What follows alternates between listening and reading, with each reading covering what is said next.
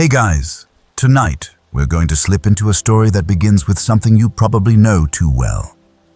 The heavy feeling of being stuck, unsure of yourself, like confidence is a luxury other people were born with but somehow skipped you. Imagine carrying that weight everywhere, stumbling in work, in love, in your own head. You'd think the universe is playing a prank on you, right? Without a little inner confidence, you'd barely survive ordering at a crowded coffee shop. Seriously, you'd be toast. So, before you get comfortable, take a moment to like the video and subscribe, but only if you genuinely enjoy what I do here. And while you're at it, drop a quick comment with your city and what time it is where you're watching. I love seeing how far these stories travel, and it's like weaving all of us together across the night. Now, dim the lights, maybe turn on a fan for that soft background hum, and let's ease into tonight's journey together. There's a river in ancient India called the Niranjana. Along its quiet banks, a young man once lived. A man who would soon learn that the seeds of strength are always hiding in the smallest, simplest things. His name was Hemu, and though he didn't know it yet, his failures were about to become his greatest teacher. Hemu's struggles begin. Picture a small town, not so different from those you might drive past on a long trip. Quiet streets, a handful of shops, the smell of earth after rain. That's where Hemu grew up.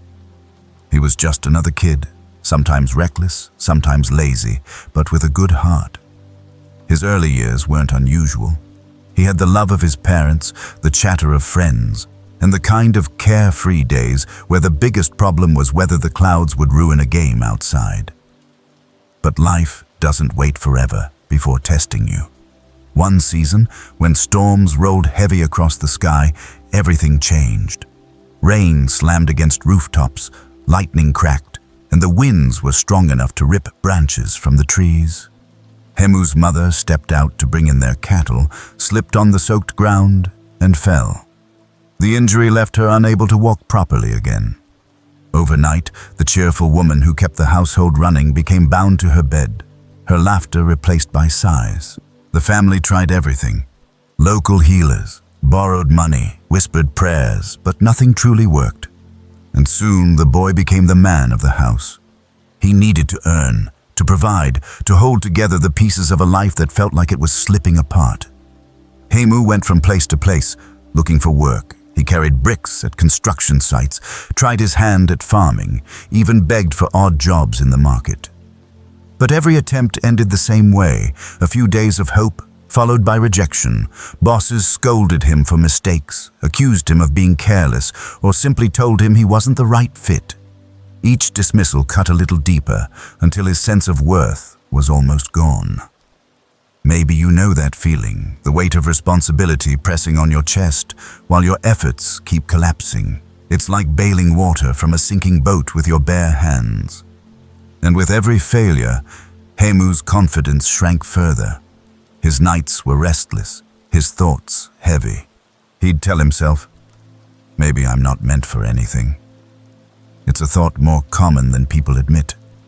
The quiet conviction that no matter what you do, it won't be enough, and once that seed takes root, it can grow wild, tangling around every part of your life. One late afternoon, Hemu sat in the park, his clothes worn, his eyes tired. Children played in the distance, their laughter almost mocking in its brightness. He stared at the ground and whispered, "I can't do this anymore." And that's where something shifted. Just as despair tightened around him, he saw a small group moving past monks, robed in simple cloth, their bowls carried easily in their hands. They weren't rushing, they weren't weighed down. They walked as though each step belonged exactly where it was. Something about their calm drew him in. He didn't decide to follow them. His body just rose, his feet carrying him along the dusty path behind them. He didn't know why. Maybe curiosity, maybe hope, maybe desperation dressed as instinct. This small act, standing up and following strangers, wasn't a solution, but it was a spark. And sparks, even fragile ones, can light a fire. Now, hold this moment in your mind. Think about the times in your life when you were ready to give up, and then, out of nowhere, you caught a glimpse of something different, something that reminded you there could be another way. That moment doesn't fix everything, but it can keep you moving just long enough to discover the next step. For Hemu, that next step was about to take him through the gates of a monastery, into a place where silence and discipline would begin to peel away his old life. And what he would find there wasn't what he expected at all. The spiral of failure. Hemu followed the monks through winding streets until they reached the edge of the town. The monastery stood quietly behind its gates, walls worn by time, lanterns flickering softly as the evening settled in. He hesitated. His feet wanted to stop, but something inside pulled him forward. It felt strange to step into a place so calm while his own life felt like a storm. The children playing nearby didn't see a lost young man. They saw an intruder. "A thief!" one of them shouted, their voices sharp and quick. In a blink, Hemu was dragged to the courtyard, surrounded by accusing eyes.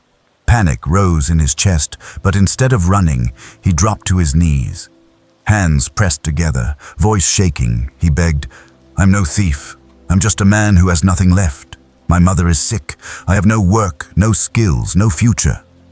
Every job I try, I fail. Every door I push, it shuts on me. Please, I'm only looking for a way to live." The courtyard grew quiet. His words weren't polished. They were raw, cracked open like a wound. And sometimes the truth spoken plainly carries more weight than any defense. From the shadows, the head monk appeared. His steps were unhurried, his face unreadable, but his presence filled the space.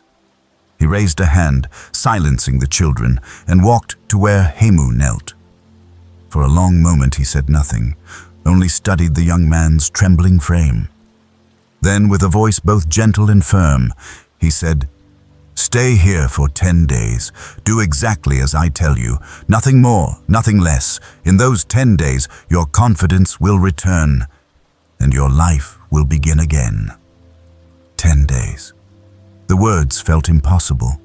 Could a decade of failure be undone in so short a time? Hemu almost laughed, but the monk's eyes stopped him. They carried no doubt, only certainty, and certainty is powerful, sometimes enough to carry someone else's disbelief. Hemu lowered his head. He had no other choice, no plan, no hope outside these gates. "I will stay," he whispered. And with that, the agreement was sealed. Imagine being in his position, lost, exhausted, and then handed a chance that sounds too good to be true. Would you take it? Or would you turn away, convinced nothing could help? That's the kind of crossroad we all face, though usually not so clearly marked. Sometimes the only leap forward comes when you agree to trust what feels uncertain. As the night deepened, Hemu lay on a thin mat in the monastery, listening to the wind against the wooden screens. For the first time in months, he felt something other than despair. It wasn't joy or confidence yet. It was simply the tiniest flicker of possibility. And what the monk asked of him in those first days would seem ordinary, even meaningless, to anyone else. But for Hemu, those small tasks would become the hidden keys to unlocking everything he thought he had lost. A glimpse of hope. The next morning, Hemu woke to the sound of a bell, deep and resonant, echoing across the stone walls. The air smelled of wet earth and incense. He rose from his mat, unsure of what the day would bring, but willing to try. The head monk met him in the courtyard. There were no long lectures, no complicated rituals. The monk simply pointed to the garden and said, "Water the plants." It felt almost insulting. Was this what would change his life? Carrying a heavy jar back and forth, soaking soil, watching droplets slide down green leaves? Still, Hemu obeyed. His arms burned from the effort, his back ached, but he kept at it. By midday, sweat poured down his face, yet for the first time in months, his mind wasn't obsessing over failure. He was too busy to think. The second day was no different.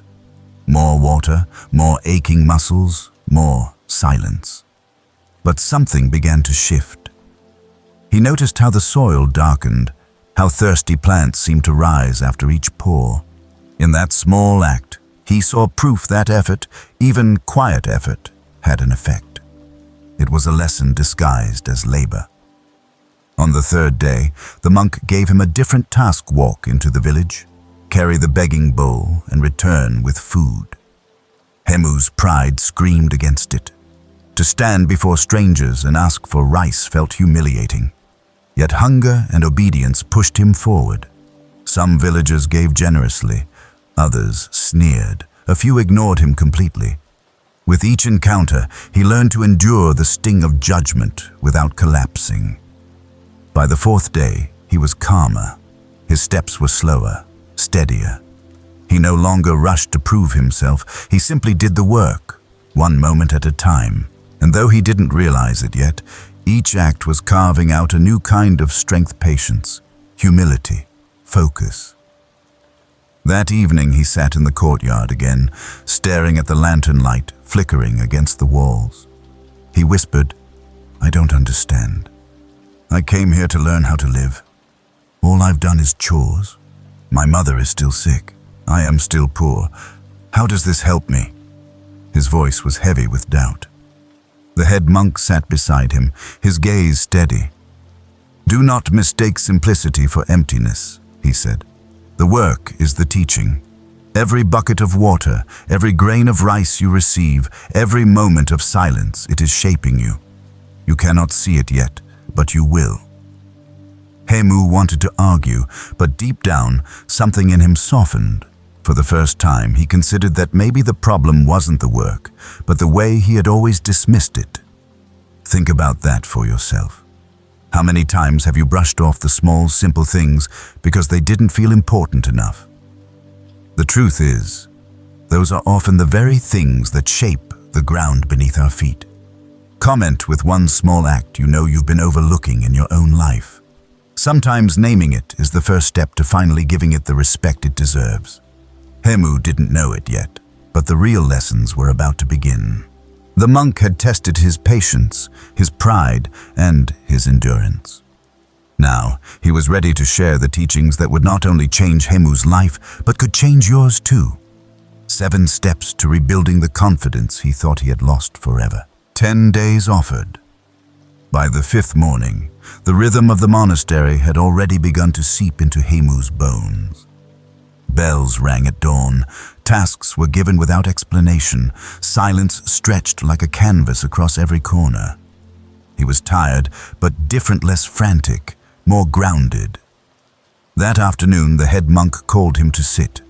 The courtyard was quiet, the sun low, shadows pooling against the stone. "I have watched you," the monk said.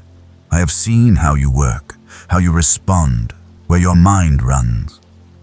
His voice was even, but every word felt deliberate. "You came here asking for guidance. Now I will give it. For the next 10 days, do exactly as I tell you. No shortcuts, no resistance. If you do, your life will not be the same." Hemu leaned forward, his chest tight. He wanted to believe, but the memory of all his failures pressed against him. 10 days to change a life? It sounded impossible. "But I've tried so many times," he whispered. "Everywhere I go, I am pushed away. I don't know if I can succeed at anything." The monk met his doubt with calm eyes. "That is why you must stay. You think your struggle is about the world rejecting you. It is not. It is about the confidence you lost long before the world turned you away. We will rebuild it piece by piece, but you must trust the process." Silence stretched again. The only sound was the rustling of leaves in the evening breeze. Hemu lowered his gaze, the weight of the moment pressing down. Finally, he nodded. "I'll do it. I'll stay." The monk placed a hand on his shoulder, light yet steady. "Then listen carefully. Each day will bring a lesson. They will seem simple, but don't mistake simplicity for weakness. What looks small often holds the greatest strength." Hemu swallowed hard, unsure if he was more afraid of failing again or of actually changing. He returned to his mat that night, thoughts tangled, but with a spark of hope flickering inside. And that's where I want to pause with you. Imagine if someone told you, "Give me 10 days and I will help you rebuild yourself." Would you take the offer? Or would doubt convince you it's impossible? Leave a comment with your answer, because your perspective might remind someone else here that transformation can begin faster than they think. Hemu had agreed. The 10 days were set. What he didn't know was that the teachings waiting for him would not be abstract theories or complicated rituals. They would be 7 clear steps, each one a stone laid firmly beneath his feet, guiding him out of the spiral he thought would last forever. The garden. Task the next day began before sunrise. Mist still clung to the grass, and the sound of birds woke the quiet air. Hemu waited in the courtyard, nervous, expecting some grand revelation. Instead, the head monk handed him a clay pot. "Fill this with water," he said, pointing toward the rows of plants lining the garden. "Tend to them. That is your work." Hemu blinked in surprise. This was it. After all the promises of change, after all the pain of his past, his task was to water plants. He wanted to argue, but the steady eyes of the monk silenced him, so he filled the pot, carried it to the first row, and poured. Back and forth he went, hour after hour, his shoulders aching, his palms raw from the rough clay. At first his mind wandered, bitter thoughts rising. "What am I doing here? This is meaningless. How can this help me feed my mother or build a future?" But as the sun climbed higher, something shifted. He began to notice the way the leaves seemed to lift after the water touched them, the way the soil darkened with life. His breath fell into rhythm with each pour, each step. By the time he finished, his body was exhausted, but his mind was strangely still. The next morning he did it again, and again the morning after. The work was repetitive, simple, and yet something in him began to soften. He realized he had never truly paid attention to small tasks. His past failures came from chasing big results while ignoring the foundation. But here, in this garden, every small act mattered. Every drop of water made a difference. The monk watched him closely, saying little. It wasn't about the plants. It was about teaching Hemu patience, discipline, and presence, lessons hidden inside ordinary work. By the 4th day, as Hemu leaned against the well catching his breath, he felt it, just a flicker of strength returning. Not pride, not arrogance, but the quiet knowledge that he could complete what was asked of him. And that feeling, small as it was, began to rebuild the confidence he thought was lost forever. Think about your own life. How many times have you brushed off the simple tasks because they seem too small to matter? Maybe it's keeping your room in order. Maybe it's finishing that one phone call you've been avoiding. What if those tiny actions are the very training ground your confidence needs? Take a second to reflect, and if you feel like it, drop a comment with the small task you'll start with.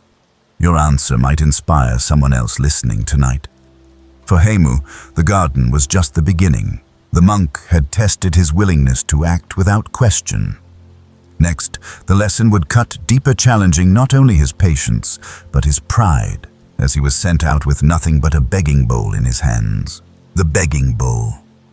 On the 5th morning, the monk handed Hemu a wooden bowl.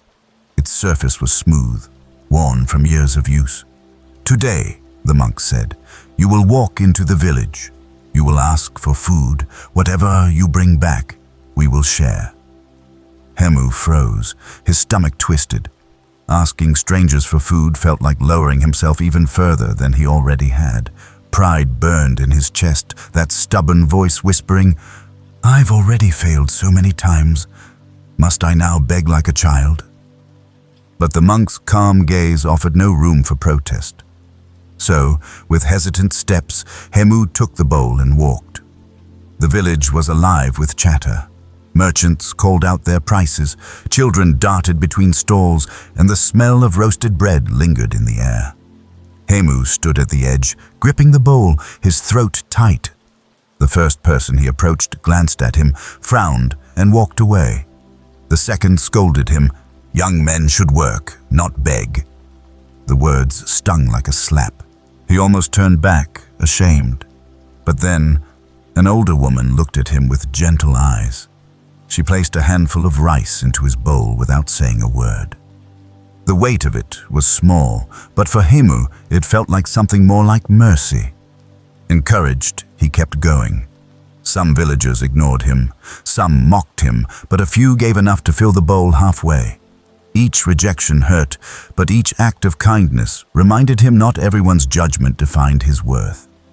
By the time he returned to the monastery, the shame hadn't disappeared, but something else had grown: humility. He realized that confidence wasn't about never being knocked down.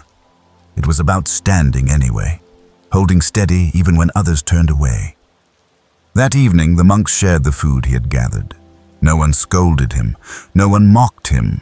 They ate in silence, gratitude in every gesture. Hemu watched them. His pride softened, and he thought, maybe I don't need to fight the world so hard. Maybe I need to learn how to carry myself through it. Think about this. How many times have you avoided asking for help because you were afraid of how it might look? What if asking isn't weakness, but courage? If that resonates, take a moment to leave a comment with one thing you've been holding back from asking. Sharing it might help lift the weight off your shoulders and remind someone else that they're not alone. For Hemu, the bowl was more than a vessel for rice. It was a mirror, showing him how pride had trapped him for years. But the monk was not finished. The next lesson would come in a quieter form, one that didn't involve labor or humiliation, but the stillness of silence itself. Silent lessons. The next days passed without new instructions. No garden work, no begging bowl, only the rhythm of monastery life. Hemu rose with the bell, ate when food was offered, swept the courtyard when asked, but mostly there was silence. Long stretches of it, so thick it seemed to hum in the air. At first, the silence was unbearable. His mind churned with restless thoughts. Memories of his failures clawed back, his mother's pain, the faces of men who had dismissed him from their work. In that stillness, he had nowhere to hide. The noise inside his own head was louder than any storm outside. But slowly, something shifted. He began to notice the small things that silence revealed, the sound of his own breathing, the way wind brushed against paper screens, the soft crunch of sand under his sandals. Even the rhythm of his heartbeat felt like a teacher, steady and grounding. The monks never told him what to do with these moments. They only let him sit in them, let the silence press against him until his resistance cracked. And when it did, a strange calm crept in. The silence no longer felt like a cage, but a mirror. It showed him how much of his suffering came not from the world, but from his own noisy mind. One evening, as lanterns flickered in the dusk, he caught himself sitting without fidgeting, his breath slow, his thoughts gentle. It startled him. Confidence, he realized, wasn't only about action. Sometimes it was about learning to be still, to stop chasing every thought, to rest in the quiet of the present moment. That night, the head monk finally spoke again. "You have learned more than you think. The garden taught you discipline. The bowl taught you humility. And silence has taught you to listen. Soon you will hear the lessons themselves." Hemu bowed deeply, not with the desperation of a man begging for answers, but with the steady gratitude of someone who knew he was being prepared for something greater. And here I'll pause with you. When was the last time you sat in true silence? No phone, no TV, just you and your breath. It's harder than it sounds, but it can change everything. If you're willing, share in the comments how you carve out silence in your own day. Someone reading might be inspired to try it for themselves tonight. For Hemu, the silence was the final preparation. Because the monk was ready at last to unveil the heart of his promise, the 7 teachings, clear and timeless, that would rebuild Hemu's confidence piece by piece. The first teaching on the morning of the 6th day, the head monk called Hemu to the courtyard. The air was cool, touched with the smell of damp earth from the night rain. The monk stood quietly for a long time before speaking, as if weighing each word carefully. Then he said, "The first way to rebuild your confidence is to begin with small tasks." Hemu listened, unsure if he should be relieved or disappointed. Small tasks? It sounded so simple, almost childish. The monk seemed to read his doubt. "You dream of great things," he continued, "but you stumble because you ignore the little things. Confidence is not found in chasing the mountain. It is built by climbing each step. Sweep a floor, tend a plant, write a single line, and do it well. From there, your strength will grow." The words landed differently this time. Suddenly, the long days of watering plants, the aching muscles, the routine that had seemed pointless, all of it clicked into place. It had never been about the plants. It was about showing him that steady, small victories build the foundation for bigger ones. The monk leaned closer. "When you failed before, it was not because you lacked ability. It was because you tried to leap before you had learned to walk. Small successes give you proof, and proof becomes confidence. Do not despise them. They are the stones that pave your path."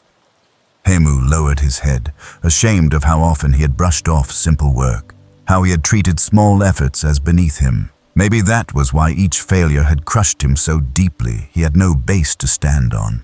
For the first time, he felt a spark of understanding.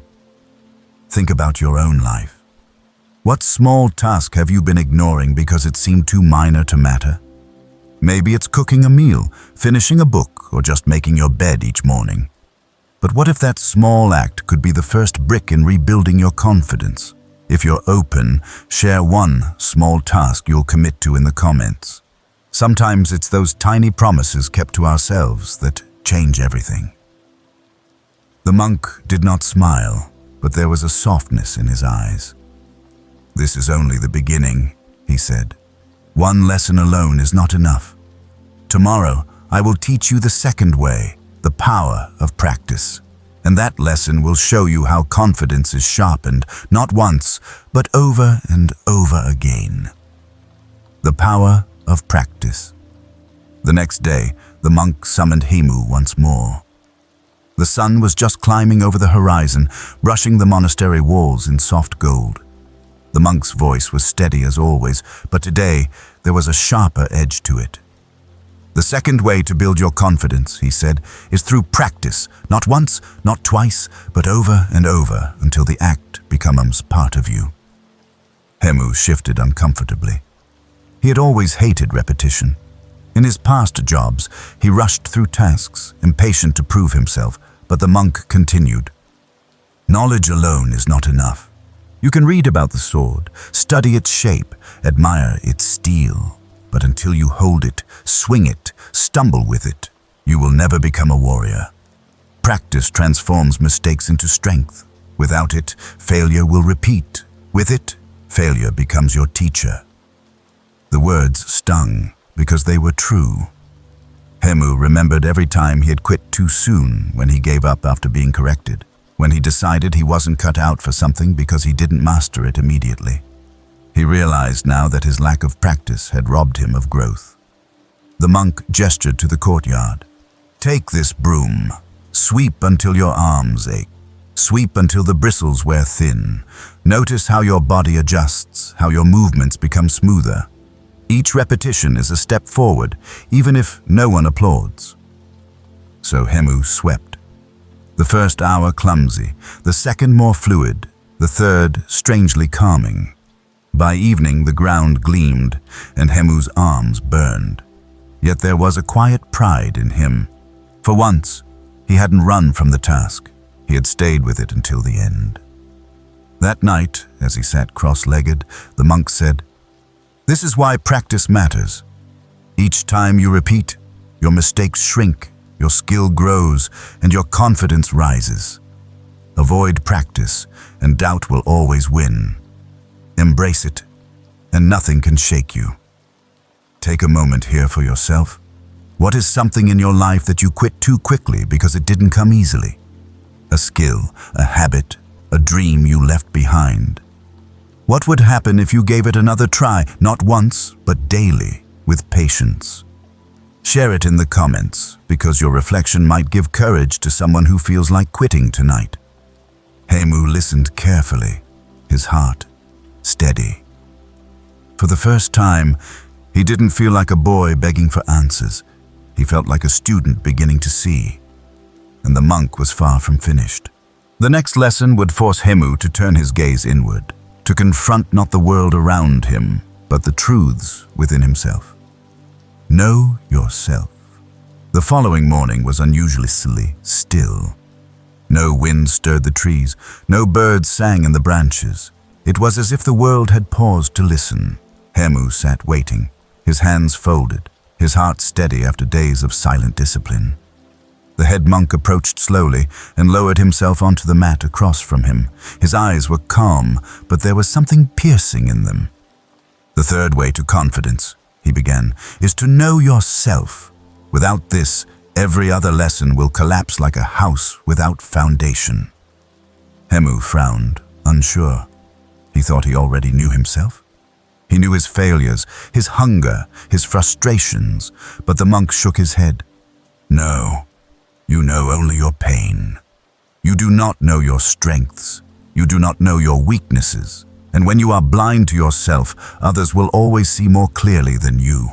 That is why they dismissed you. They saw flaws you refused to face." The words cut deep.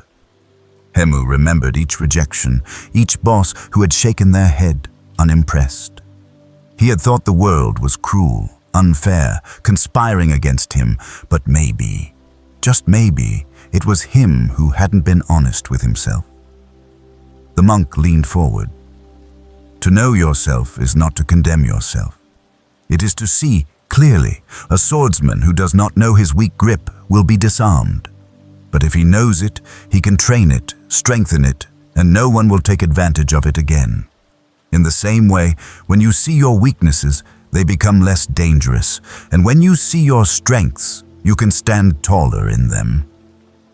Hemu felt heat rise in his chest. He thought of his mother. She had always praised his persistence, how he kept trying even when things seemed bleak. That was a strength. But he had also been quick to anger, quick to quit when shamed. That was a weakness. Perhaps both could be faced, honestly, without judgment. The monk closed his eyes briefly, then said, "Tonight, you will sit with yourself. Write nothing, speak nothing, just observe. Notice what angers you, what frightens you, what gives you joy. Do not push away what you see. Let it all rise. In time, you will know where your foundation is strong and where it crumbles." That night, the silence was heavy, but Hemu followed the instructions.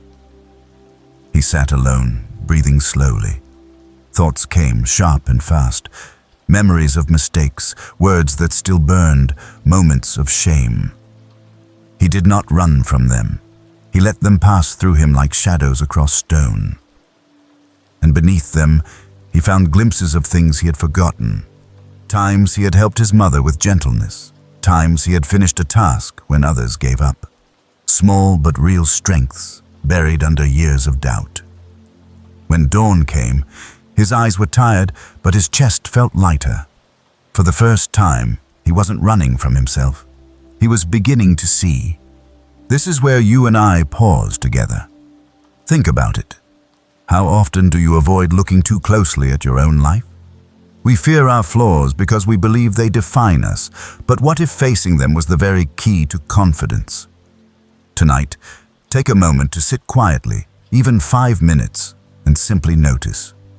Notice what rises without judgment, and if you're willing, share in the comments one strength or one weakness you've recently recognized in yourself. That honesty might be the beginning of something stronger than fear. The monk, watching Hemu with quiet pride, knew the young man was ready for the next step. Self-knowledge had cracked open a door, but discipline of the mind would be the power that pushed it wide. The next lesson would teach him not only to see his thoughts, but to rule them. And that, more than anything, would change how he walked in the world. Calm the mind. By the 12th day, Hemu had grown accustomed to the rhythm of monastery life. The bells no longer startled him, the silence no longer weighed on him. Yet when the head monk called him to the inner hall, he sensed this lesson would be different. The monk sat cross-legged on a cushion, eyes closed, hands resting lightly on his knees. He motioned for Hemu to sit opposite. "The fourth way to confidence," the monk said quietly, "is to calm your mind. All your strength, all your skills, all your knowledge will fail if your mind runs wild.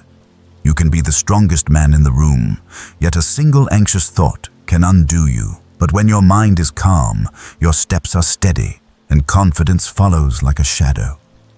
Hemu shifted uncomfortably. His thoughts had always raced worries about his mother, shame about his failures, anger at those who rejected him. Sitting still felt impossible. The monk opened his eyes slightly. "Close yours," he instructed. "Breathe. In through the nose, out through the mouth. Do not chase your thoughts. Let them come, let them go. You are not your thoughts. You are the one watching them." Hemu obeyed. At first, his head filled with noise. Faces of past bosses telling him he wasn't good enough. His mother calling his name in pain. His own voice whispering, "You will fail again." His chest tightened, but the monk's voice broke through the noise. "Notice. Do not fight. Let them pass." So he tried.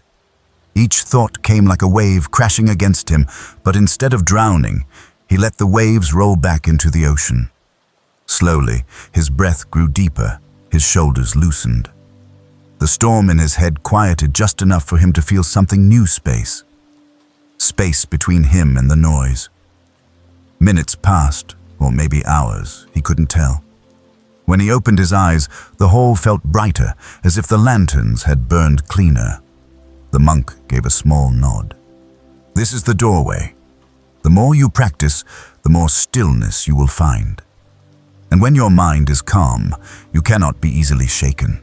Confidence is not shouting louder than fear.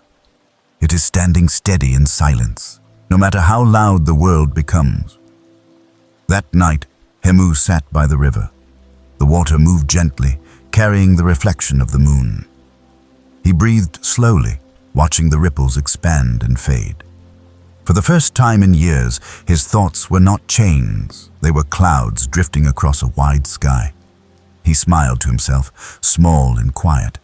Maybe confidence wasn't something to chase. Maybe it was something already inside him, waiting beneath the noise. And now, let me ask you, when was the last time you allowed your mind to rest? Not scrolling, not planning, not worrying, just resting. Confidence doesn't grow in chaos. It grows in stillness. Try it tonight, even for a few minutes, and if you'd like, share in the comments how it felt. Your experience might be the gentle reminder someone else needs. The monk knew Hemu had taken a crucial step. He had tasted the stillness that could not be bought or borrowed. But there was more. Confidence was not only about mind or action. It was also about how you treat yourself and others. The next teaching would carry Hemu into the realm of respect, the soil where confidence truly takes root. The gift of respect. The next morning dawned warm, sunlight spilling over the tiled roof of the monastery. Hemu carried himself differently now. His steps were slower but steadier, his breath deeper, his eyes less clouded. The head monk called him once again to the courtyard. Instead of tools or bowls, this time he carried nothing but a question. "The fifth way to confidence," he said, "is respect. Respect for yourself and respect for others. Without it, your strength will twist into arrogance, and your calm will crumble into emptiness.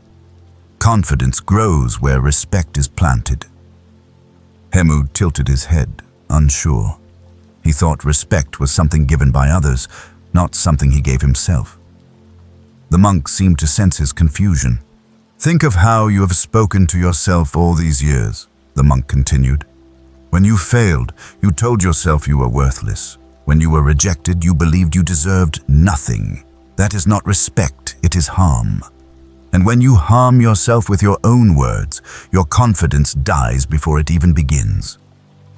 The truth of it stung. Hemu remembered nights when he whispered insults to himself, harsher than anything others had said. He realized now how often he had been his own enemy. Respect begins here. The monk touched Hemu's chest gently. When you finish a task, honor it, no matter how small. When you take a step forward, acknowledge it. That pride is not arrogance, it is recognition. And when you respect yourself, it becomes easier to respect others because you no longer need to prove you are above them. Later that day, the monk gave Hemu a simple task: serve food to the other monks. At first, Hemu felt awkward, bowing as he placed bowls in front of each one. But as he moved, he noticed their quiet gratitude, the way a small nod or gentle smile carried weight. For once, he wasn't chasing approval. He was giving service with respect, and in return, he felt seen without needing to ask. That evening, when he sat alone, he whispered, "I finished the task. I did it well." The words were small, but they filled him with warmth. Respecting himself in that moment didn't feel like arrogance. It felt like planting roots where before there had only been shifting sand. Think about it for yourself. How often do you dismiss your own efforts? How often do you downplay your small victories? What if instead you pause to say, "I did that. I finished it. I can be proud of it." Respecting yourself doesn't mean inflating your ego. It means giving credit where it is due. Take a second to reflect, and if you're open, share in the comments one small win you'll honor from today. Even the tiniest win deserves respect. The monk watched Hemu closely and smiled faintly. He knew this lesson had taken root. Respect would give Hemu dignity that no rejection could take away. But there was still another piece missing, one that could not be ignored. Confidence requires time, and time, once lost, can never be regained. The next teaching would force Hemu to confront the most precious resource he had: his hours, his days, his very life. Guard your time. The air was crisp the following morning, sunlight spilling through the monastery gates in golden slivers. Hemu sat waiting, his mind calmer than in the days before, yet the head monk's face carried a different gravity this time. He walked slowly, hands clasped behind his back, and when he spoke, his words struck like steady hammer blows. "The sixth way to confidence," he said, "is to guard your time. Nothing in this life is more precious. Lose your wealth, it can return. Lose your strength, it can be rebuilt. But time, once gone, is gone forever." Hemu lowered his eyes, the weight of those words pressing deep. He thought of the hours wasted wandering in despair, the days spent nursing shame instead of acting, the nights lying awake, drowning in self-hatred. He realized how much of his life he had already surrendered, not to others, but to his own neglect. The monk continued, "Each day is a coin. You choose how to spend it. Spend it in worry, it buys you nothing. Spend it in gossip, it empties your spirit. But spend it with intention on work, on care, on reflection, and it multiplies into strength." That day, the monk gave Hemu a new task. "For the next hours," he said, "do not speak. Do not waste even one word. Work in silence. Sweep, carry, observe, but let no words escape unless they are necessary." At first, it felt unnatural. Hemu wanted to explain himself, to answer when others looked his way, to fill the quiet with chatter. But soon he noticed how much energy he saved by holding his tongue, how much more attention he gave to each movement when he wasn't distracted by noise. By evening, he felt strangely full, as if he had gained rather than lost. The monk asked, "What did you learn?" Hemu bowed his head. "I learned how much of my time I've wasted trying to prove myself to others, instead of using it to strengthen myself." The monk nodded. "Guard your time as you would guard your own breath. It is life itself. Those who waste it are always restless. Those who treasure it walk with calm. That night, lying on his mat, Hemu thought of his mother again. He realized that every hour he spent strengthening himself was not only for him, but for her. Time, when used wisely, became a gift to those he loved. The thought gave him peace, and for once, the guilt that usually crushed him softened. Now, pause here with me. Think about your own life. How many hours slip away in distraction, in scrolling, in conversations that leave you empty? And how would your confidence shift if you reclaimed even a small part of that time for yourself, for practice, for reflection, for care? If you feel it, share in the comments one way you plan to guard your time this week. It might inspire someone else who's listening with you tonight. The monk had given Hemu 6 teachings now, each one a step toward rebuilding what he had lost. Yet one lesson remained, perhaps the most practical and the most often forgotten. Because confidence is not only about mind and spirit, it depends on the body that carries them both. And that would be the final teaching. Body and spirit. The morning of the 7th lesson was clear and bright. Hemu followed the head monk down a narrow path that wound behind the monastery, toward the river where the water moved in gentle silver ribbons. The monk stopped and sat on a flat stone. His voice was quiet, but it carried with the weight of truth. The 7th way to confidence, he said, is to care for your body. Without a healthy body, even the sharpest mind will stumble. Your spirit may be willing, but your strength will fail you. Body and spirit must walk together. Hemu thought back on the months he had spent wandering, sleeping on hard ground, starving himself to give his mother what little food he could find. His body had grown thin, his bones aching, his breath shallow. He had never considered that this frailty wasn't just physical. It had stolen his confidence too. When your body falters, your mind follows, the monk gestured to the river. Bathe, breathe, move with the water. Let it remind you that health is not only survival, it is the foundation for all you hope to do. Hemu waded into the current. The chill shocked him, but as he dipped beneath the surface, he felt a strange renewal. He rose, water streaming down his face, his breath steadying. For the first time in a long while, he felt alive in his own skin. Later, the monk led him through simple exercises, stretching his arms, bending, holding postures that tested his balance. They weren't complicated, but they demanded focus. Sweat ran down Hemu's back, his muscles burned, yet with each movement he felt stronger. The monk explained, "A man who cares for his body respects himself. A man who neglects his body slowly convinces himself he is weak. Strength and health feed the roots of confidence." By evening, Hemu ate with more awareness. He chewed slowly, grateful for every bite of rice. He drank water as though it were medicine. Caring for his body was no longer a chore. It was a duty, not only to himself but to those who depended on him. That night, sitting under the stars, he realized something profound. Confidence wasn't some mysterious gift that only a few received. It was built, step by step, through choices both small and large. Watering plants, practicing skills, knowing himself, calming his mind, respecting himself, guarding his time, and now caring for his body. 7 steps. Together, they formed a circle of strength. And here's where I invite you in. How often do you neglect your body in the rush of daily life? Skipping meals, staying up late, ignoring rest, telling yourself you'll get healthy someday. What if respecting your body was the fastest way to rebuild your confidence? Tonight, commit to one act of care, a glass of water before bed, a stretch in the morning, a full night's sleep. And if you'd like, share it in the comments. Someone else may see your choice and decide to take the same step. The monk looked at Hemu with quiet approval.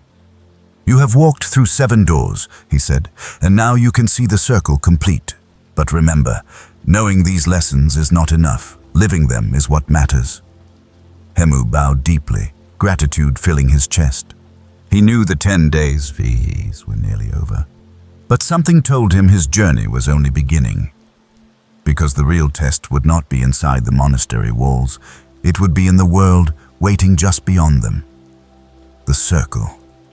Complete. The 10th day came quietly, with no fanfare, no sudden revelation. Hemu woke to the sound of the bell as always, but when he stepped outside into the pale light, he noticed something had shifted. The air was the same, the tasks the same, yet he was not. His steps felt anchored, his chest steady. For the first time, he did not rise with dread of what the day might take from him. He rose with calm, with a kind of strength that was quiet but undeniable. The head monk walked beside him into the courtyard. He studied Hemu, his gaze neither sharp nor soft, simply present. "You have walked through 7 doors," he said, "and each has led you to another. Now the circle is complete. Do you see?" Hemu nodded slowly. He thought of the day's watering plants, of how meaningless it had seemed. He thought of the bowl, how humiliating it felt to ask strangers for food. He thought of sitting in silence until his thoughts finally loosened their grip, of bowing in respect when he once would have burned with pride, of counting each hour as precious, of breathing deeply in a body he had long neglected. Each moment alone had seemed small, but together they had built something unshakable. "I see," Hemu whispered. "Confidence is not one thing, it is all of these things, lived again and again." The monk placed a hand on his shoulder. "Exactly. You searched for one grand solution, one single answer, but life is not like that. Confidence is built the way a house is built. Not from one stone, but from many, placed carefully, held together with care. 7 teachings, 1 circle." For the rest of that day, Hemu worked as usual, sweeping, carrying, sitting, breathing. Yet each act carried a new weight. It was no longer just obedience. It was choice. Every small motion felt like part of the circle he was now protecting, the structure he had built for himself. That evening, as the sun slipped behind the trees, the monk spoke again. "You are ready to leave the monastery soon. But do not mistake readiness for completion. These lessons are not finished. They will never be finished. They must be practiced every day, until they become who you are." Hemu bowed deeply, the movement slow and full. He felt gratitude in every muscle. For the first time in his life, he wasn't afraid of what came next. He didn't know what the world outside would bring, but he knew he carried something steady within him. Now, pause with me here. Think about your own life. How often do you search for one perfect fix, one secret that will solve everything? The truth is usually more ordinary. Confidence, growth, peace. They are built from small choices, repeated until they form a circle you can stand on. If you'd like, share in the comments what stones you're placing in your circle right now. Maybe it's a habit, maybe a thought, maybe a simple act of care. Your answer could be the reminder someone else needs. As night fell over the monastery, Hemu lay on his mat, staring at the wooden beams above him. He felt both calm and restless. The circle was complete, but the path stretched further. The monk had promised more time, more practice, but soon Hemu would be tested not within walls of safety, but in the wider world. The next step was waiting, and it would carry him closer to the palace gates, where his new strength would face its first true trial. 15 more days, the head monk did not dismiss Hemu when the 10th day ended. Instead, he called him to the steps of the monastery at sunrise, where the light spilled across the stone in long golden beams. "You have walked through the circle," the monk said, his voice calm, but a circle is only strong when reinforced. 10 days have shown you the door. 15 more will let you pass through it without looking back. Hemu bowed his head. He had half expected to be sent away, to return to the chaos of his life armed only with fragile lessons. Instead, the monk was offering him time 15 more days to strengthen what had begun. Gratitude washed over him like a tide. He whispered, "I will stay." Those 15 days were not filled with new teachings. The monk did not add more doors to the circle. Instead, he asked Hemu to live each of the 7 lessons again and again until they became part of his breath. Each morning began in the garden. Hemu filled the pot, poured water carefully, and this time he smiled as the leaves trembled with life. Small tasks no longer felt like punishment. They felt like practice for everything greater. By midday, he would practice movement and breath, stretching his body, holding postures until sweat rolled down his back. He had once thought strength was beyond him, but now he could feel his body growing steadier. The aches in his muscles no longer discouraged him. They reminded him of growth. In the afternoons, he walked into the village with the begging bowl. The sting of shame was gone.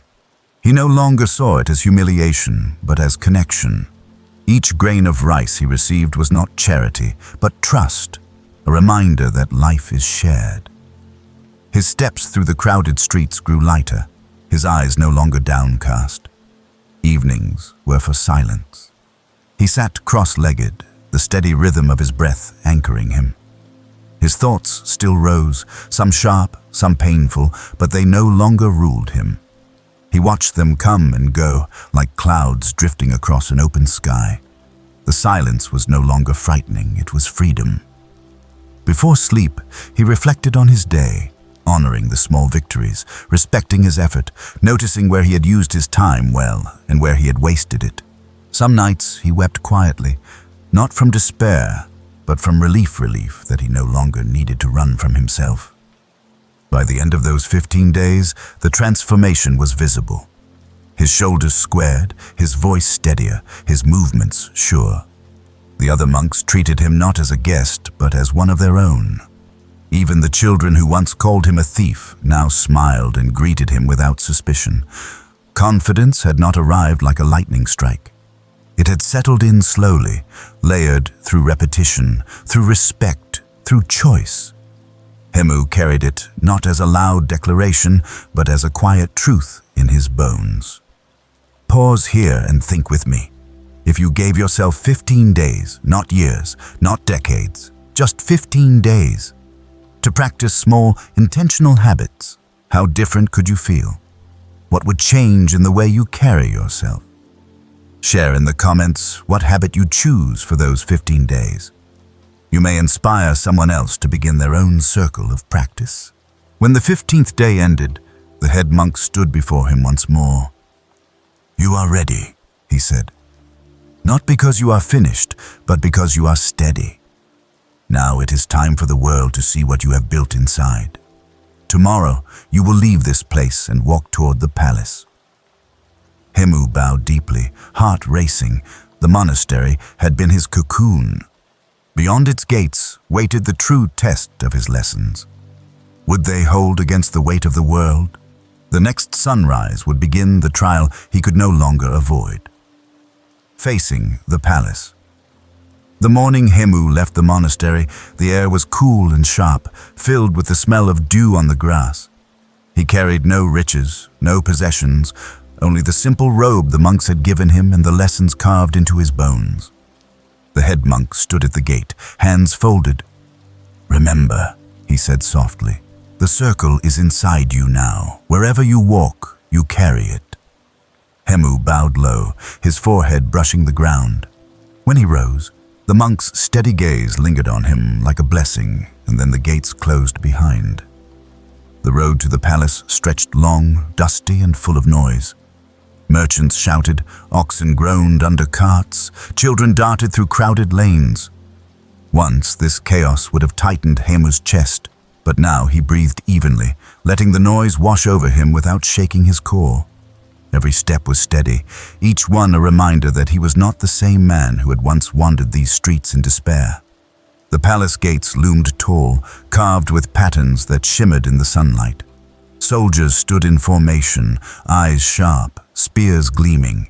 Hemu approached, his pulse quickening. He expected suspicion, maybe rejection. Instead, one of the guards raised a hand. "You're the man from the monastery," he said. Word had traveled ahead. "The king has granted you audience." Inside the palace was vast marble floors, high ceilings, voices echoing down long corridors. Servants hurried, ministers whispered in corners, the air heavy with authority. Hemu felt the old nerves flicker, but he remembered the monk's words. "Calm the mind, breathe, respect yourself." So he walked with quiet strength, not hurried, not timid, as though he belonged. Finally, he was led into a great hall where the king sat on a raised seat, robes of deep crimson flowing across the steps. The king studied him for a long moment, saying nothing. Then, in a voice that filled the hall, he asked, "Who are you?" Hemu's throat tightened, but he did not look away. "I am a man who once failed in every way," he said, "but I have been taught. I have learned discipline, humility, silence, and strength. I come not to claim greatness, but to serve with what I now carry inside." The king's expression did not change, but his eyes narrowed in interest. "Very well," he said. "We will see what truth lies in your words." And with a gesture, he signaled to his ministers. They whispered quickly, then turned to Hemu. He would be given work, not grand responsibility, but small tasks within the palace grounds, where every eye would be watching. Hemu accepted without hesitation. The man who once scorned small tasks now welcomed them. As he left the hall, he felt both relief and anticipation. The monastery had tested his patience, but the palace would test his practice. And here's where I'll pause with you. Imagine stepping into a place where every move you make is judged, where people doubt your worth, waiting for you to slip. Would you shrink back, or would you lean on the quiet strength you've built? Share in the comments how you think you'd respond in Hemu's place. Your answer might remind someone else that preparation makes even the hardest rooms less intimidating. Hemu walked into the palace grounds with his head high, not in arrogance, but in calm assurance. The circle was his anchor. The test had begun. And with each step he wondered, would his new confidence hold against the weight of real responsibility? The days ahead would reveal the answer. Small duties. First, Hemu's first days in the palace were not filled with glory. He was not handed a sword or given a position of command. Instead, he was assigned to tasks most others ignored. He organized supplies in storage rooms, counted grain sacks in dim light, and carried water for the soldiers.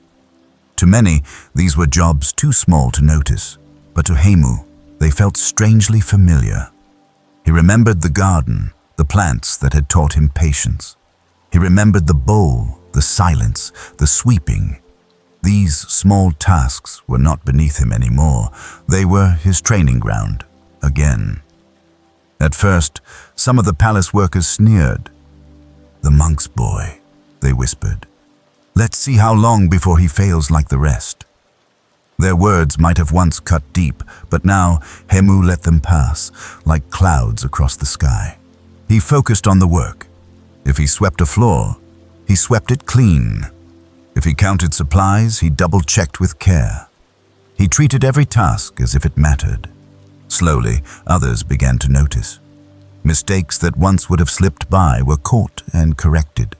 Supplies ran more smoothly. Soldiers found their water ready without delay. Hemu's quiet efficiency began to speak louder than any boast could. He did not need to shout about his worth. His actions carried the message. One evening, after a long day, he sat in the courtyard of the palace, watching the torches flicker against the high walls. He whispered to himself, "Small steps, always small steps." And he realized how different this moment felt from his old life. Before, he had scorned small duties, chasing after big titles and grand success. Now, he embraced them, knowing they were the stones that built a steady path. And maybe that's something for you too. How often do you ignore the small responsibilities because they don't look impressive? But those same responsibilities, showing up on time, finishing what you start, giving care to the simple things, are what build trust. Confidence doesn't grow in leaps, it grows in layers. Think about one small duty in your life that you can treat with more respect starting today. If you'd like, share it in the comments. You might be surprised at how many others feel the same. As the weeks passed, Hemu's presence in the palace became harder to overlook. The whispers of doubt grew quieter, replaced by curiosity. His calmness, his steadiness, his refusal to crumble under small responsibilities made people wonder, what else was this young man capable of? And that question would soon be answered, because the palace had larger storms waiting. Tests that would not only measure his patience, but his ability to act under pressure. The small duties had laid the foundation. The next challenge would demand more than careful work. It would demand composure when everything threatened to fall apart. Practice under pressure. The test came sooner than Hemu expected. One morning, the palace awoke to news that a large shipment of grain enough to feed hundreds had gone missing from the storehouses. Panic spread quickly. Servants argued, soldiers shouted, ministers demanded answers. The king's court was in chaos, and all eyes turned toward the storerooms where Hemu had been working. In the past, this moment would have broken him. His breath would have raced, his voice stumbled, his thoughts tangled into panic. But now he remembered the monk's words. Calm the mind, respect yourself, practice until steady. He inhaled deeply, exhaled slowly, and began to move through the noise. He started by checking the records he had kept. Every count, every note, carefully marked. At first, the others mocked him. "The boy thinks he can solve this with his scratches on parchment," they sneered. But then, as he pointed out details where the grain had last been delivered, who had signed for it, what day the carts had come, the sneers began to fade. The ministers leaned closer, listening. Soldiers followed his direction without question. Hours passed, and Hemu led them step by step through the confusion. Finally, they discovered the missing grain had been delivered to the wrong warehouse on the far side of the palace grounds. The crisis was resolved not through shouting, not through force, but through steady action and clear practice. The king, hearing the outcome, summoned Hemu. "How did you stay calm when so many lost their heads?" he asked. Hemu bowed low and answered simply, "I practiced. Small tasks taught me patience. Repetition taught me steadiness. When the pressure rose, I leaned on what I had already built." The king studied him for a long moment, then dismissed him with a nod. No grand praise, no reward. But in the eyes of the ministers and guards, something had shifted. They no longer saw just the monk's boy. They saw a man who could be trusted when the air grew thick with fear. That night, Hemu sat alone in the courtyard, the torches casting long shadows across the stone. He whispered to himself, "Pressure does not break me. It shows me what I have practiced for." And he realized the monastery had not prepared him for comfort, it had prepared him for storms. And here's where I'll pause with you. Think about a time when you felt pressure rising, when it seemed like everything was about to collapse. Did you freeze, or did you lean on the small practices you had built? Confidence isn't about never feeling fear. It's about trusting the habits that hold you steady when fear comes. If you'd like, share in the comments one habit you're building right now that you hope will carry you through pressure. For Hemu, this was only the beginning. The palace had seen his steadiness under strain, but respect is not given all at once. It must be earned again and again. And soon, his quiet persistence would begin to draw the attention of more than just the guards and ministers. It would reach the king himself. Earning respect. Days in the palace turned into weeks, and Hemu's reputation began to grow in ways he never imagined. At first, the guards had mocked him, the servants had doubted him, and the ministers had barely noticed he existed. But now, after the grain crisis, whispers followed him down the corridors. "That's the one who stayed calm," they said. "That's the one who found the answer when everyone else panicked." It wasn't glory or fame. It was something subtler, more powerful. Respect. Not the respect of fear, not the respect of titles, but the respect earned by someone who had proven, in small and steady ways, that he could be trusted. Every task he was given, Hemu treated with the same care he had once given to watering plants at the monastery. He swept courtyards, he organized supplies, he directed small groups of workers. He never boasted, never demanded recognition. He only focused on doing the work well. And slowly, people stopped seeing him as the desperate boy who once begged for food. They began to see him as reliable, steady, the kind of man who made others calmer simply by being present. One evening, as he carried water to the training yard, a soldier stopped him. "You work harder than men with higher rank," the soldier said, "and yet you never complain. Why?" Hemu paused, the bucket heavy in his hands. He smiled faintly and answered, "Because every small task is practice for something greater. If I do this well, I'll be ready when bigger duties come." The soldier nodded, and from that day forward, treated him not as a servant, but as an equal. Respect has a way of multiplying. The more people noticed Hemu's steadiness, the more they looked to him when confusion arose. And each time, he met their eyes with calm assurance. He didn't raise his voice. He didn't push himself forward. He let his actions speak. Think about this for a moment. How often do we chase respect by demanding it, by wanting others to see us as important, rather than simply showing up consistently with care? True respect isn't seized. It's earned, slowly, through actions repeated when no one is watching. If you want to test this idea, try it for yourself. Pick one small responsibility in your life this week and treat it as though it mattered greatly. Then notice how others respond. And if you'd like, share your reflections in the comments. Your story might encourage someone else to value the quiet power of consistency.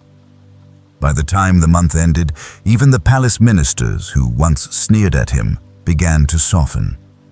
They didn't shower him with praise, but they stopped dismissing him. They trusted his numbers, his words, his presence. And word of this trust, as things often do in palaces, reached the ears of the king. The same king who had once looked at him with cold doubt now wanted to watch him more closely.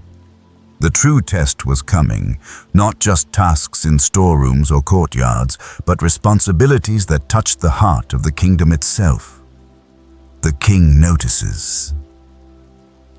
It happened on a morning when the palace was unusually tense. A dispute had broken out between two groups of soldiers over supplies. Voices clashed, tempers flared, and fists were about to fly. Ministers tried to intervene, but their words only added fuel to the fire.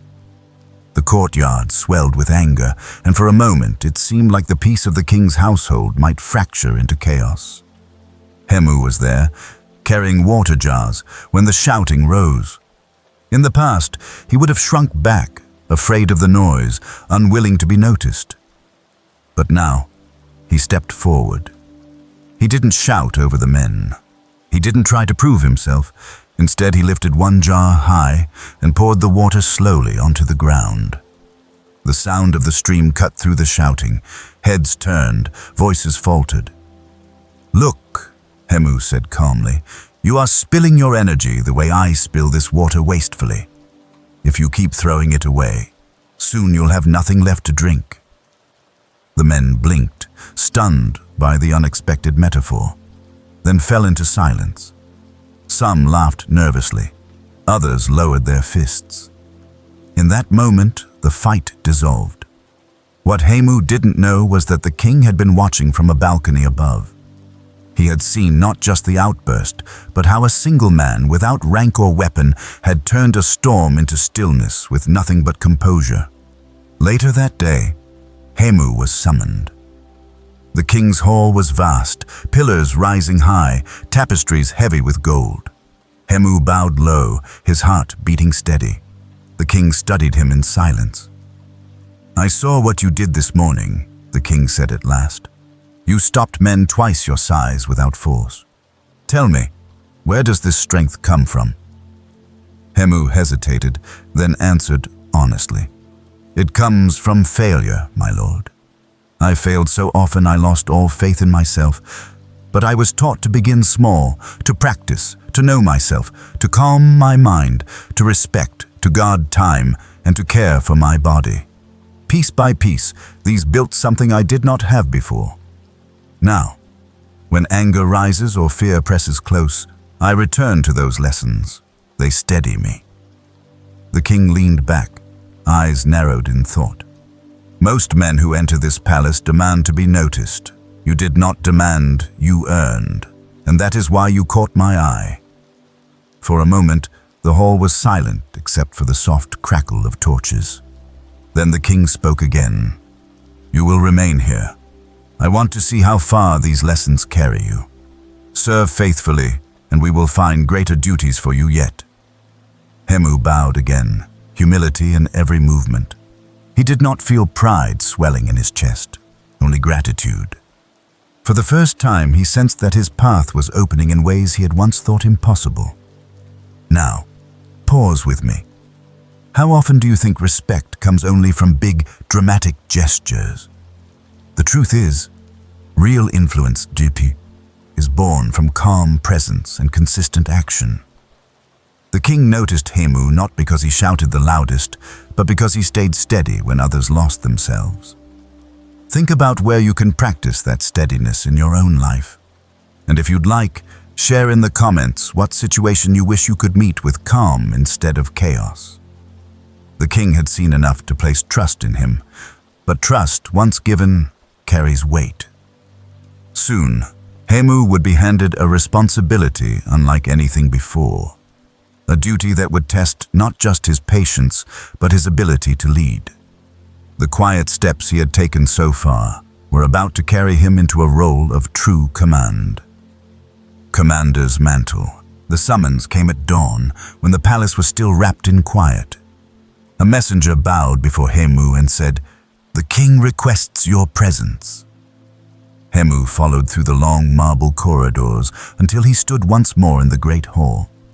The king sat upon his seat, his eyes steady, his voice firm. "You have shown patience in small duties, steadiness under pressure, and wisdom in moments of conflict. Now I will give you a greater test. From this day you will serve as commander over a small unit of my soldiers." The words struck Hemu like a sudden drumbeat. Commander. Him. Just months before, he had been a man rejected by every employer, dismissed as unworthy, crushed by his own doubt. Now he was being handed the mantle of leadership. Fear flickered, but he remembered the circle. Begin small, practice, know yourself, calm your mind. He bowed deeply. "I will serve, my lord." The soldiers he was given were not the kingdom's finest. They were a rough mixed men who had been overlooked, some too young, some too weary, some seen as undisciplined. They looked at Hemu with skepticism. "A monk's boy, commanding us," one muttered. Hemu didn't argue. He didn't shout. He began where he always began, with small steps. He trained beside them, not above them. He lifted water jars with them, marched in the heat, held his stance until his muscles shook. At first, the men mocked him, but when they saw he rose earlier than all of them, practiced longer, and endured without complaint, their laughter faded. Slowly, respect grew. Weeks passed, and their ragged group began to move with rhythm. Their weapons struck in unison, their feet marched as one. Hemu had not barked orders, he had modeled discipline, and discipline, multiplied, became unity. One afternoon, the king rode past the training grounds. He paused, watching Hemu's unit move in formation, sharp and precise. "Remarkable," he murmured. "From those who were once dismissed, he has drawn strength." That night, as Hemu sat by the torches, one of the younger soldiers approached. "Why do you never shout at us?" he asked. "Other commanders scream, threaten, punish. But you..." You lead differently." Hemu smiled faintly. "Because I was once where you are. I know what it feels like to be dismissed. Respect builds men better than fear ever can." The soldier bowed his head, and in that moment, Hemu knew trust had been sealed. Pause here with me. How often do we think leadership is about power or control, when in truth it is about example and respect? The people who inspire us most are rarely the loudest. They are the ones who show up, steady and consistent, day after day. Think about your own life. Where can you lead by example instead of demand? Share in the comments if you've ever had a leader who inspired you simply by how they lived. Your story might remind someone else what real leadership looks like. Hemu had carried the lessons of the monastery into the heart of the palace. Now he carried them into the hearts of his soldiers. The boy who once stumbled through every task was now the man trusted to guide others. And soon, the king would test him further, not in the courtyard or the storeroom, but on a stage where the stakes were higher, where success or failure would echo far beyond his own life. Confidence reborn. The weeks turned into months, and Hemu's unit, once dismissed as unfit, grew into one of the most dependable groups in the palace guard. They moved with discipline, they worked with trust, and they carried themselves with quiet pride. But the greatest change wasn't in the soldiers, it was in Hemu himself. The man who once avoided his own reflection now stood tall, his voice calm, his gaze steady. Confidence had returned to him, but it was not the brittle kind that cracks under pressure. It was the kind forged through fire, through humility, through practice. One evening, as the sun dropped low and painted the courtyard in copper light, Hemu stood alone, watching his men train. He remembered the boy he used to be, the boy who couldn't hold a job, who felt crushed by every rejection, who believed his life was over before it had truly begun. That boy seemed like a distant figure now, a shadow left behind. What lived in his chest now was different. It wasn't arrogance, it wasn't pride in titles, it was the knowledge that he could face whatever came and not be undone. That night, one of the older ministers approached him. "The king sees you," the man said. "He speaks of your steadiness often, but more than that, your men see you. They trust you. That is rare." Hemu bowed slightly, but the minister added, "Do not mistake this for the end of your journey. Confidence is not a crown you wear once. It is a fire you must feed every day." Those words echoed in Hemu's mind long after the minister left. And he understood. Confidence wasn't something he had gained once and for all. It was something that required tending, just like the garden he once watered in the monastery. Each day, each task, each breath was a chance to either feed or starve that fire. Now pause with me here. Think about your own life. How often do you wait for one moment, one achievement to give you permanent confidence? But confidence doesn't work like that. It isn't locked in a trophy or sealed in a promotion. It's built and rebuilt every single day by the choices you make, by how you speak to yourself, by how you treat others, by how you show up when no one is watching. If that thought resonates, take a moment to comment with one daily choice you want to use to feed your confidence. Sharing it might remind someone else that growth is a practice, not a finish line. As the night deepened, Hemu stood by the river outside the palace. The moonlight shimmered across the water, the same river where, months ago, he had once wandered in despair.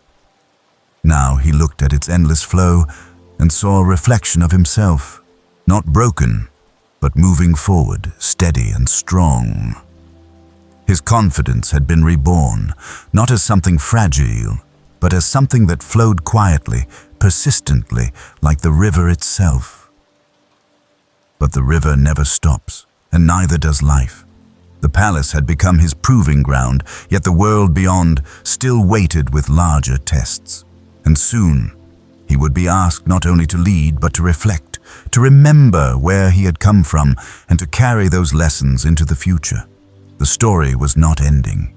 It was only deepening. Reflections by the river. One evening, after drills had ended and the palace settled into quiet, Hemu slipped away to the river outside the city walls. The same river he had once crossed in despair. The same river that flowed near the monastery where his life began to change.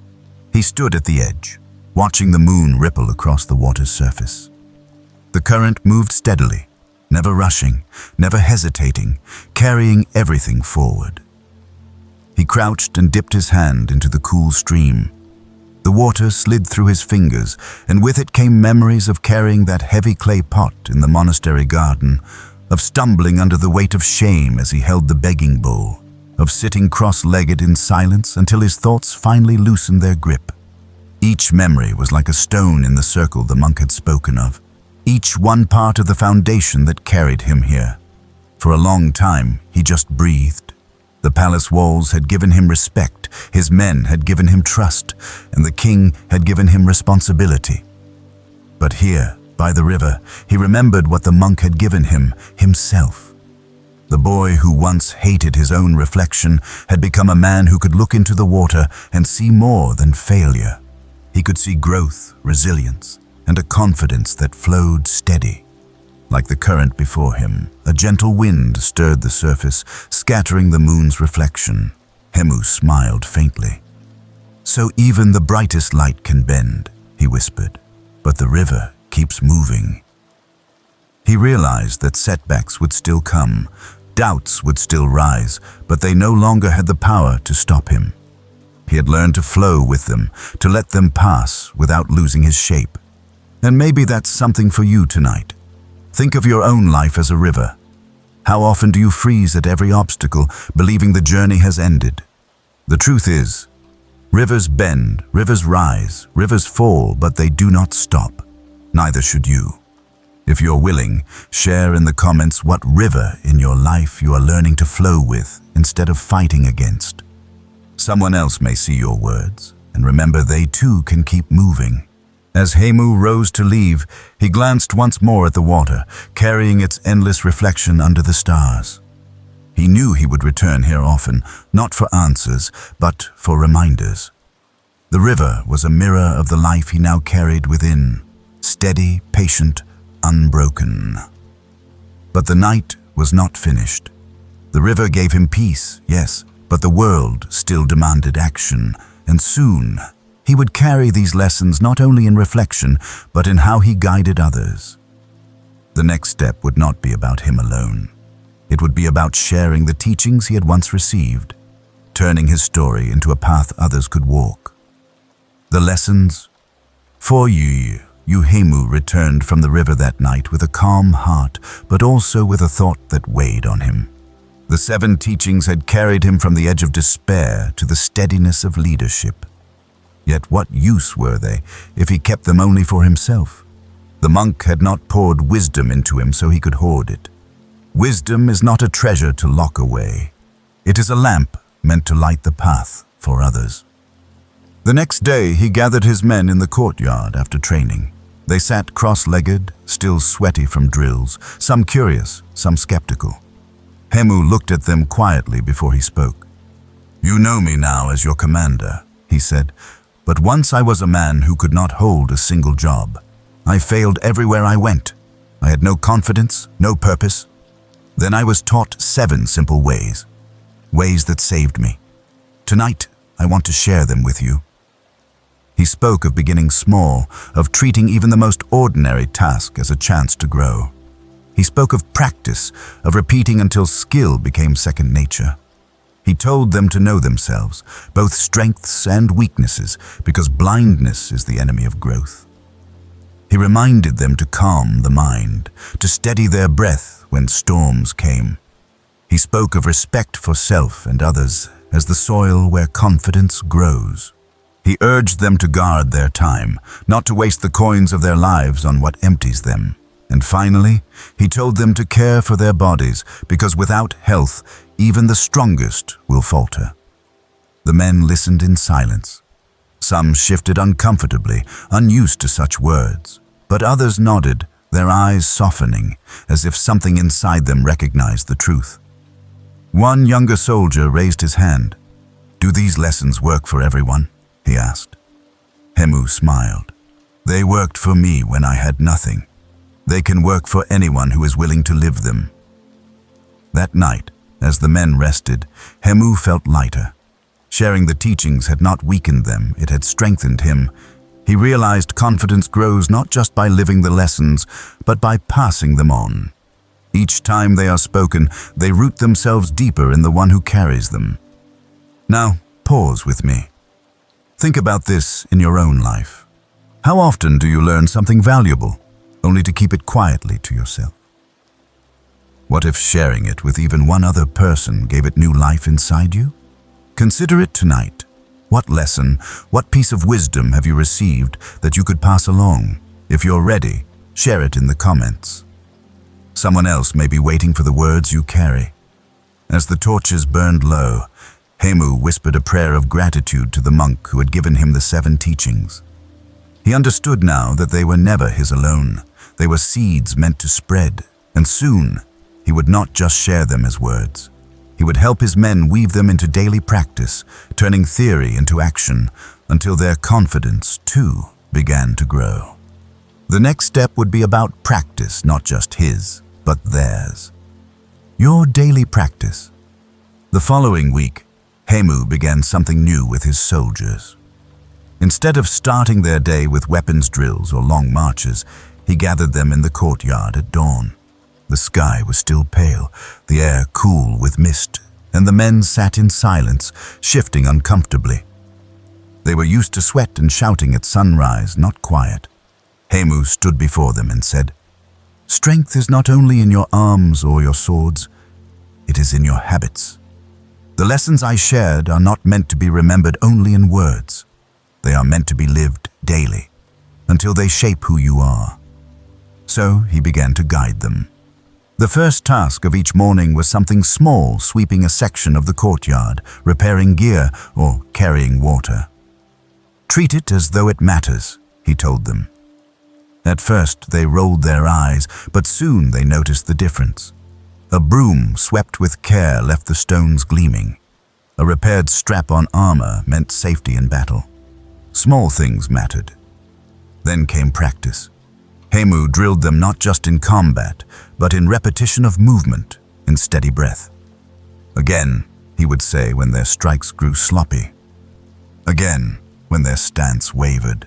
He reminded them that mastery was not built in a single victory, but in thousands of small corrections. Some groaned, but over time their bodies grew sharper, their movements more precise. After drills, he led them in silence. They sat cross-legged, eyes closed, breaths steady. At first, many struggled, restless, itching to move, but Hemu reminded them, "The mind must be trained like the body. A soldier who panics is already defeated. Calm your mind, and confidence will rise in the midst of chaos." Slowly, the silence became easier, even welcome. He taught them respect, not just for him, but for each other. When one soldier stumbled, another helped him up. When a task was finished, they honored the effort instead of mocking the mistakes. Confidence grew, not as arrogance, but as trust in themselves and in each other. Time was guarded fiercely. Idle chatter during training was replaced with focus. Rest hours were respected, not wasted. And each man was encouraged to care for his body. Food taken mindfully, exercises done daily, injuries tended instead of ignored. In weeks, the transformation was clear. The men who had once been dismissed as undisciplined now carried themselves with pride. Their steps were sure, their voices calm, their movements united. The lessons Hemu had once struggled to learn alone were now being lived by many. And here's where you come in. Think about your own life. It's easy to nod along to wisdom, to feel inspired in the moment, and then let it fade by tomorrow. But change doesn't happen in inspiration, it happens in practice. What's one daily ritual, no matter how small, that you could commit to starting tonight? Write it down, live it tomorrow, and if you're willing, share it in the comments. You may find that naming it helps you keep it alive. As the weeks turned to months, Hemu's men no longer looked to him with doubt. They looked to him with trust. And word of this trust, steady and undeniable, rose through the palace halls until it reached the ears of the king once again. Soon, Hemu would not only be leading practice in a courtyard, he would be tested on a stage far larger, with consequences that stretched beyond the walls of the palace. A quiet pause. There are moments in every journey when action must give way to reflection, when the noise of effort softens into the stillness of being. For Hemu, that moment came after months of steady training, when his men no longer questioned his authority and the palace no longer whispered doubts. One evening, instead of drills, instead of lessons, he led his soldiers outside the palace walls to a field just beyond the river. The sun was setting, painting the sky in streaks of crimson and gold. The men expected commands, but Hemu only told them, "Sit." They lowered themselves into the grass, restless at first, their armor creaking, their breaths uneven. Hemu remained standing, his voice gentle. "You have worked hard. You have grown stronger. Tonight, we do not practice swords or stances. Tonight, we practice stillness, because a warrior who cannot pause will never truly see the path before him." He sat among them then, closing his eyes, letting the air fill his lungs slowly. The men followed, awkwardly at first, shifting and fidgeting, but gradually the field grew quiet. The only sounds were the whisper of the river and the distant call of birds returning to their nests. For many of the soldiers, it was the first time they had sat in silence without distraction, without orders. Minutes stretched into what felt like hours. Some of the men began to breathe more deeply, their shoulders relaxing. One admitted later that he hadn't realized how tired his heart felt until that moment of rest. Another said he felt a strange clarity, as though the noise of his worries had finally thinned. Hemu opened his eyes and looked around. He didn't see soldiers then. He saw men learning to be present, men discovering the strength hidden in quiet. He realized the monk had been right. Silence is not emptiness. It is a mirror. And in that mirror, each man was beginning to see himself clearly. Now, pause with me here. When was the last time you allowed yourself such a pause?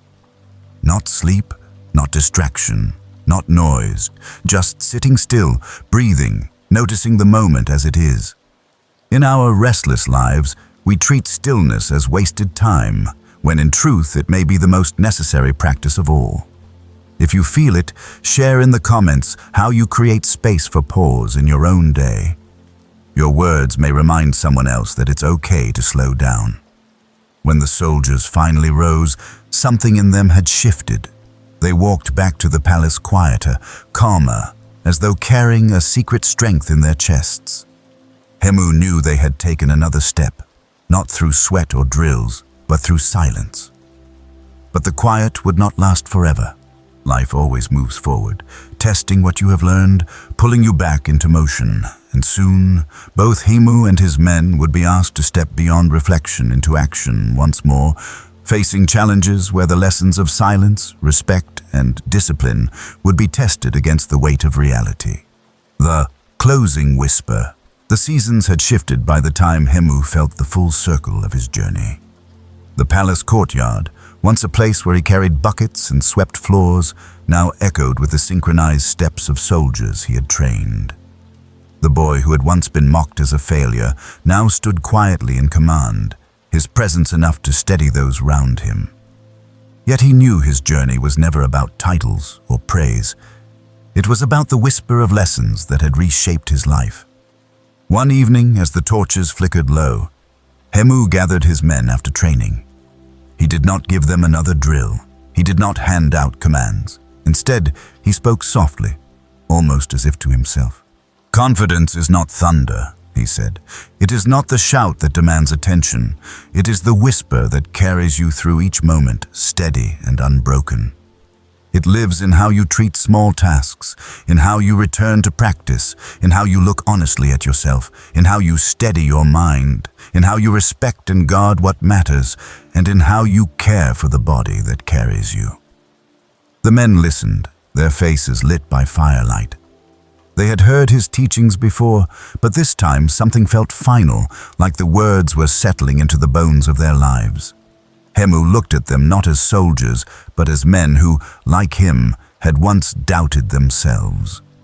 He wanted them to understand that confidence is not a finish line. It is a daily choice.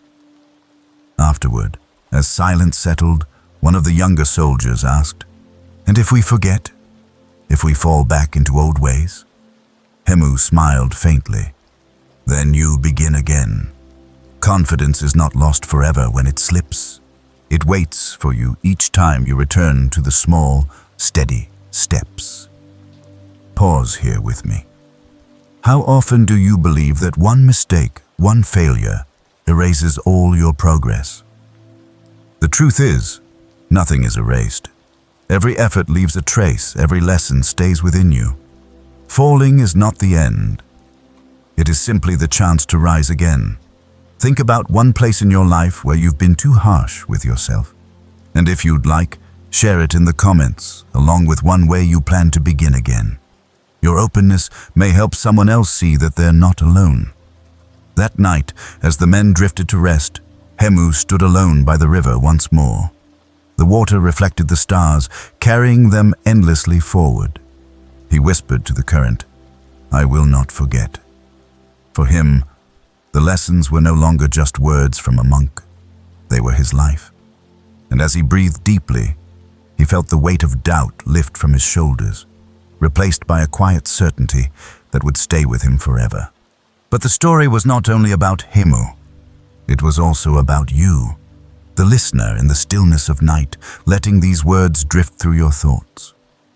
Because the same circle that carried him forward is waiting for you. And in the final part of our journey, we'll let the pace soften, the voice grow quieter, and the story guide you gently toward rest, carrying the whisper of confidence with you into sleep. Drifting into sleep. The night was deep and quiet when Hemu's story came to its softest end. The river flowed in steady rhythm, the stars above scattered like lanterns across the sky. The palace slept, the soldiers rested, and Hemu stood still, his heart calm. He had walked through storms, stumbled through failures, and yet here he was, breathing with ease.